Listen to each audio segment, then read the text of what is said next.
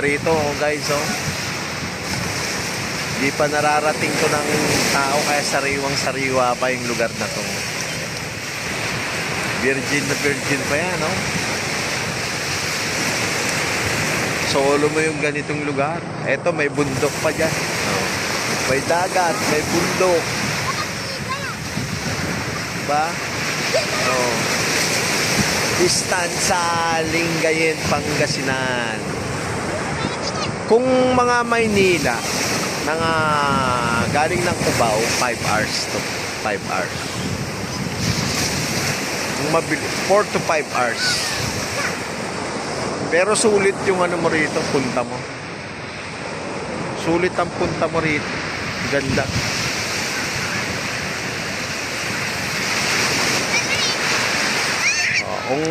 Kung ganitong hanap mo, mag-enjoy ka rito.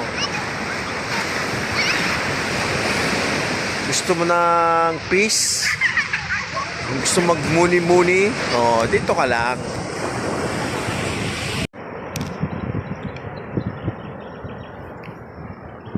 Oh, guys, yan Oh.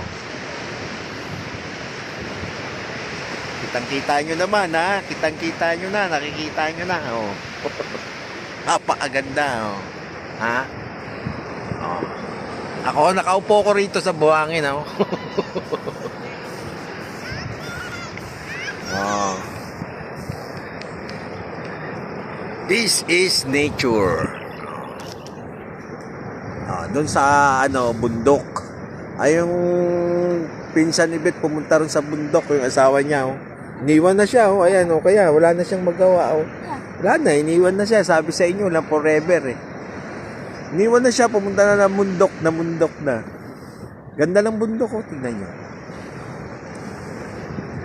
Oh, ayan yung mga yung dalawa, nag-iisip kung lalangoy ba sila o manghuli ng isda, oh. Ayun, oh. Oh, di ba? Doon sa kabila, Bulinaw, yung may raw. Yun, oh, yung may patusok. Oh, asa papa mo? Pumunta na ng bundok? Sama mo, baka